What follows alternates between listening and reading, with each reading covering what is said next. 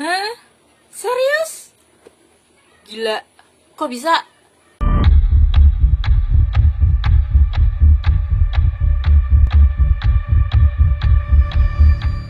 Hai teman-teman, apa kabar? Halo, gimana kabar kalian? Masih sehat, masih baik-baik aja? Di video kali ini aku bakalan nge-review novel yang reviewnya ada di mana-mana, dan bisa dibilang aku baca novel ini karena keracunan. Yes, bukunya adalah Kelap Dalam Swalayan karya Kak Abi Ardianda. Oke, aku nggak tahu mesti ngomong apa soal buku ini. Aku speechless sama buku ini. Oke, walaupun aku speechless baca buku ini, aku bakalan tetap mencoba mereview buku ini ya.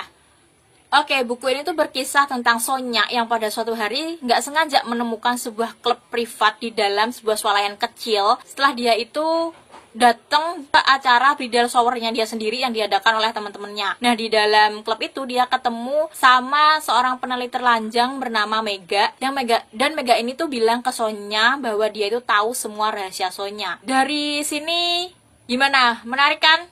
Jujur aku juga tertariknya tuh karena hal itu. Gimana ceritanya seorang peneliti telanjang yang ketemu sama pelanggan yang baru pertama kali ke situ dan bilang kalau dia tahu semua rahasia si pelanggan itu, kan ya cukup mind blowing gitu kan.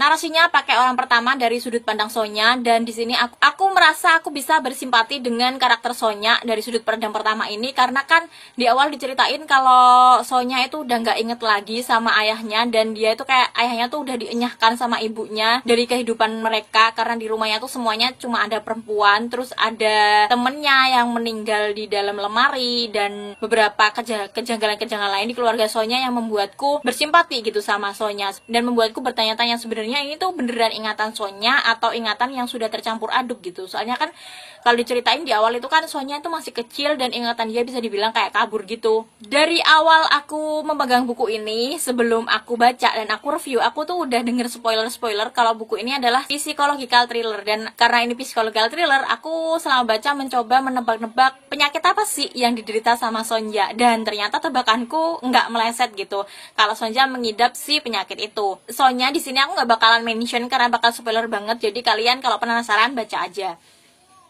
Selama baca buku ini aku sempet pengen nyerah di awal karena narasinya tuh bisa dibilang narasi yang beda banget dari narasi yang aku temuin di buku-buku psychological thriller kebanyakan. Gimana ya, narasinya tuh frontal, kadang-kadang tuh frontal, kadang-kadang tuh filosofis, kadang-kadang tuh juga metafora, tapi kadang-kadang tuh juga biasa aja. Dan sadisnya itu gimana ya, sadisnya itu sebenarnya biasa, cuma karena dibalut dengan bahasa yang agak front membuatku pengen menyerah selama baca. Tapi aku terusin karena aku penasaran sama karakternya ibunya Sonja. Kenapa aku penasaran sama ibunya Sonja? Soalnya ibunya Sonja itu di awal diceritain kalau dia tuh konservatif banget, dan di sini tuh dia mengekang Sonya untuk gak ini, gak itu, gak begini, gak begitu, dan aku merasa ada yang gak beres nih sama ibunya Sonya. Oke, di sini alarm detektif aku mulai dibangun, dimana aku mulai mencurigai karakter-karakter yang ada di sekitaran Sonya. Apalagi waktu si bibinya Sonya meninggal tuh aku langsung kayak, heh, bentar, jadi Sonya beneran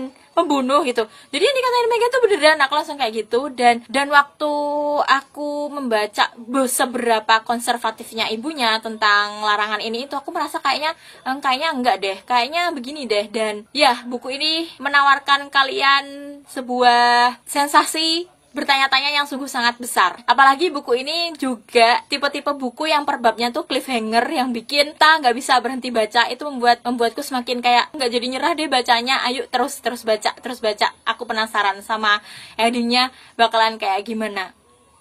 Untuk alurnya sendiri aku nggak bisa mengukur kecepatan alurnya di sini. Cuma kadang-kadang aku tuh merasa bahwa alurnya di bagian yang sadis-sadis tuh aku merasa kayak alurnya tuh lama banget gitu. Apalagi di bagian awal waktu masih perkenalan antara Sonya dan juga tunangannya, waktu masih di pesta bridal shower itu sebelum dia masuk ke klub, itu aku merasa lambat, nggak tahu kenapa. Tapi sisanya cepet kok, enak gitu. Cuma kadang aku nggak bisa ngukur aja kecepatan alurnya tuh gimana. Novel ini ada plot twistnya dan cukup mengejutkan menurutku, karena seluruh bab cliffhanger yang disusun di awal itu menuju ke situ gitu. Cuma entah kenapa menuju ke situnya tuh kurang rapi menurutku, kayak terlalu tergesa-gesa dan enggak ditutup dengan alus gitu. Daripada plot twistnya, aku tuh lebih nggak bisa nebak endingnya gitu, karena di endingnya tuh bener-bener membuatku terkejut gitu. Dimana di sini ya bisa dibilang Sonja keluar dari zona nyamannya gitu. Itu hal yang sungguh sangat tidak tertebak menurut. Buku ini aku kasih rating 4,2 di Goodreads. Kalau kalian tanya buku ini recommended atau enggak, jujur ini recommended banget buat kalian baca, karena sejujurnya aku belum menemukan penulis Indonesia yang berani nulis narasi sefrontal itu.